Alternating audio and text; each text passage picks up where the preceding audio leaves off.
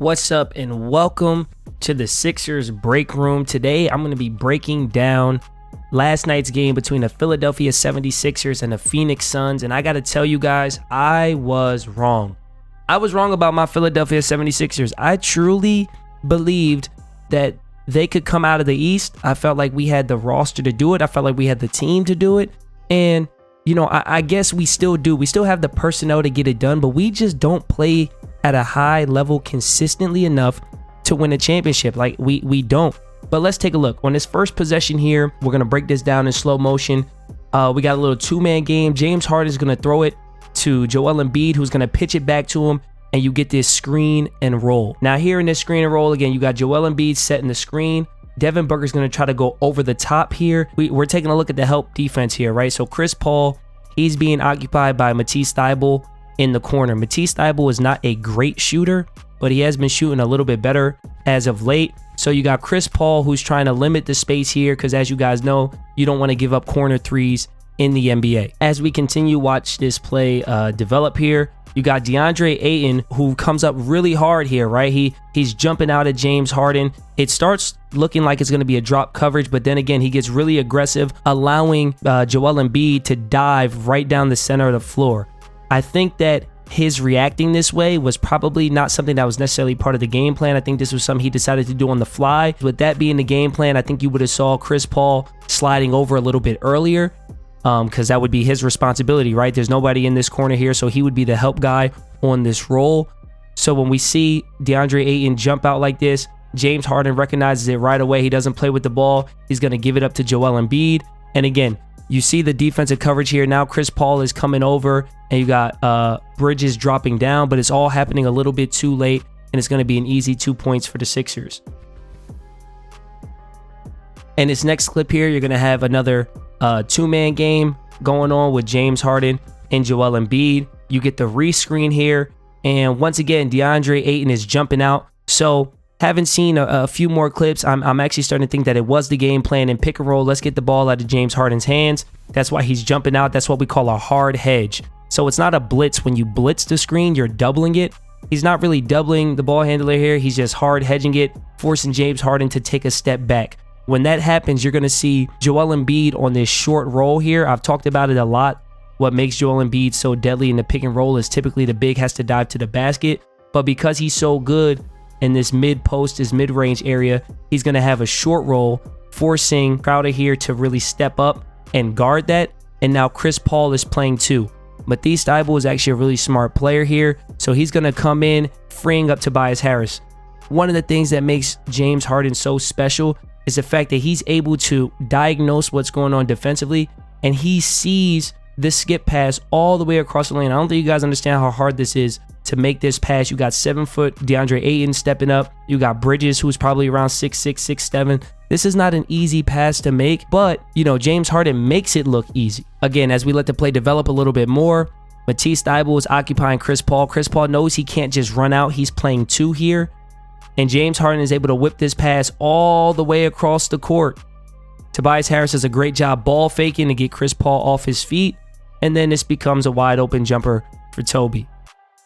This next clip here is why it's so important that guys like Tyrese Maxey and Danny Green are shooting the ball well for us to go far into the playoffs. You're going to have a screen and roll here happening at the top, right? It's more of a slip. Biyombo is in a pretty tough spot here, but he's trying his best to react. He's going to try to stay in front of Tobias Harris a little bit. But when you have guys shooting the ball, as well as Danny Green has the last couple games, and down in this corner over here, you have Tyrese Maxey, it forces these two defenders to stay out there. You don't want to give up a corner three in the NBA as it is, but Danny Green is a legit shooter who's been coming on as of late, and Tyrese Maxey is shooting above 40% from three.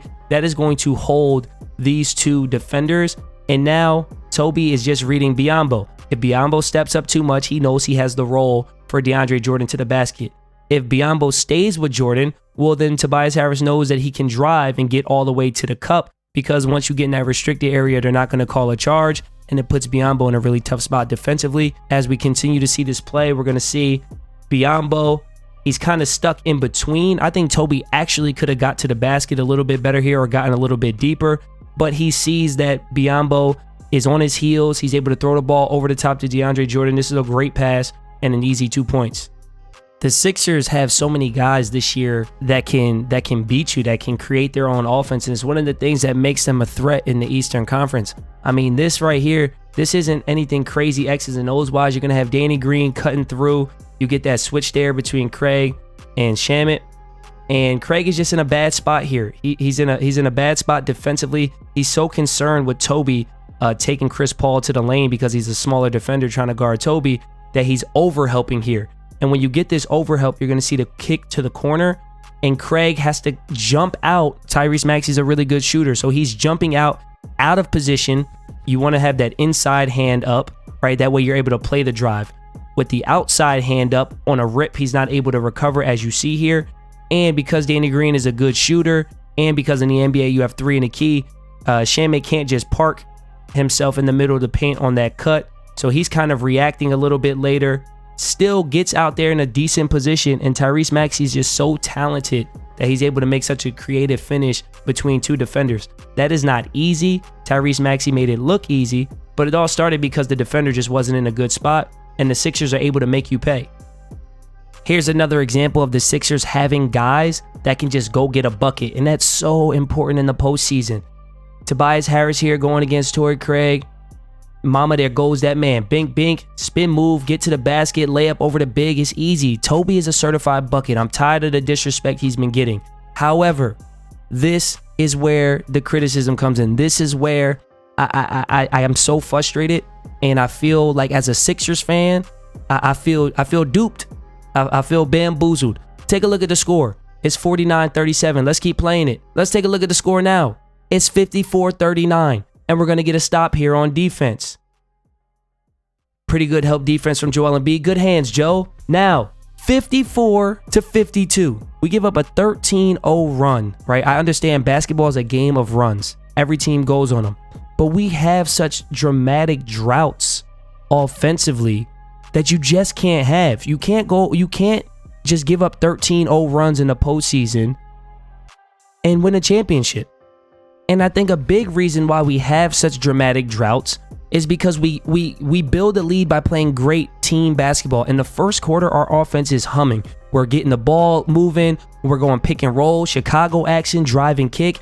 And then we get stagnant, right? And our offense starts to look like this. James Harden taking Biyombo one-on-one. Am I mad at that? No, and he hits that shot. I'm not mad at that.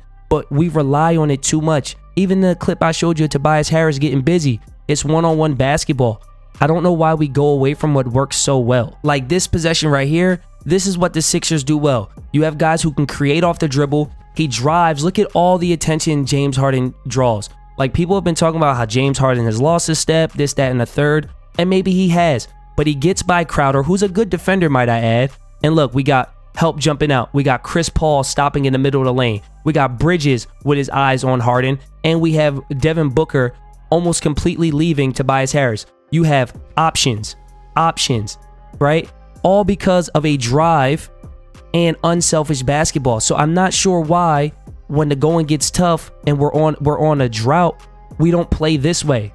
Good screen, Danny Green, knocked down from Tyrese Maxey. I don't know why we don't play that brand of basketball when it's not going well. Now I want to take a look at our defense a little bit, and I want to start by looking at a really good defensive possession here. So let's break down what the Suns are doing first. You got DeAndre Ayton with the ball up top. You get a pin down screen. Jamison Crowder screening Danny Green to get Devin Booker coming off of this at the top here. So you're getting that Chicago action that we've talked about the Sixers having, right? So you get the pin down screen into a dribble handoff. What makes this so effective is that Danny Green has to fight through this screen here. And now he's going to also have to get through this second defender. And it's very tough to cover. A lot of teams in the NBA do this, the Sixers included. But Joel Embiid does a great job of jumping out and stopping Devin Booker from turning the corner. And then you have Danny Green not giving up on a play. What happens a lot of times is the big will jump out and this trailing defender will just switch off or kind of give up on the play. But Danny Green works really hard here and busts his behind to get back to where he needs to be. Now, James Harden does an incredible job of guarding too, right? You got shooter, you got big. James Harden stuck with the big. Like, I can't really bring it back because it'll go back like 10 seconds. But James Harden trailed the big while Danny Green and Joel Embiid put a lot of pressure on the ball, so he could not just make a simple reversal. Now Joel Embiid actually runs hard back to his man. James is holding it, and then he's going to sprint out and get on to the shooter. And you'll see Joel Embiid hustling back, gets his hand on the ball, we get a steal, and we're off. This is a great defensive possession by the Sixers, which turns into instant offense. You get a 3 going the other way. Now, this is an example of poor defense. This is an example of something we're seeing far too often from the Sixers. You get a turnover, fine. 1,000, 2 1,000, 3 1,000, 4 1,000, 5 1,000. We're talking 5 seconds, guys. James Harden is not even in the frame. Tobias Harris, who started in the corner, has now passed Joel Embiid, who was part of the turnover. If you turn the ball over, you need to sprint back. But we're talking 5 seconds, and we got 2 guys who haven't sprinted back to get into the play. One guy isn't even in the frame. This is what Kevin Durant was talking about when he's talking about transition defense and how the Sixers just don't play it. Let's take a look at this transition defense. Let's put it in slow motion. So you get the turnover right here, right? Tough pass, tough catch there. You know what I mean? Now he's falling out of bounds. He's got to throw it in. All right, I want to pause right here. I want you guys to just take a look. Tyrese Maxey and Tobias Harris in the corner here, right? Let's just see how they react on this. Let's just see. Yo, chilling. Tyrese Maxey didn't move. Tobias Harris is just chilling. Joel Embiid is just jogging. We got 4 offensive players sprinting, and we got, look, still just jogging, still just chilling. Layup. This is early in the game. This is first quarter. And that's the kind of energy that we had. And it's just the sad thing about it is you can see when we play with great energy on defense, like you'll see on this possession here, it can actually turn to instant offense because you got guys like Maxey right there, Danny Green, James Harden, Tobias Harris, all these guys who can hit open threes in transition if we just consistently played with that kind of energy on defense. But man, what do you guys think, man? Sound off in the comment section below. Do you guys think that the Sixers are in trouble? I've been holding off that feeling. I've been feeling like the sky's not falling. We're a team built for the playoffs, and I think when the playoffs come, we'll actually play better. And I still feel that way. I feel like we have an older roster. I feel like we got guys who are just ready for the postseason, like James Harden, who's tired of that narrative that he chokes. You got Tobias Harris, who's a vet, who he understands what it takes to win in the playoff series. Guys like Danny Green with championship pedigree, and Joel Embiid, who's the MVP of the league, who's probably just ready to go get himself a championship. But that's not an excuse for the way that we've been playing in some of these games. I want to hear from you guys. Are the Sixers overrated? Do you think that the Sixers are not serious title contenders? Or do you still believe that this team can win a championship? You know, I feel like we can, but I got to be honest with you, man. My confidence is definitely wavering a bit. If you liked the video, don't forget to like the video. And of course, subscribe to the channel for more breakdowns like these. If you want to see a team broken down, let me know in the comment section below. I will see you guys on the next video. The Sixers Break Room. Peace.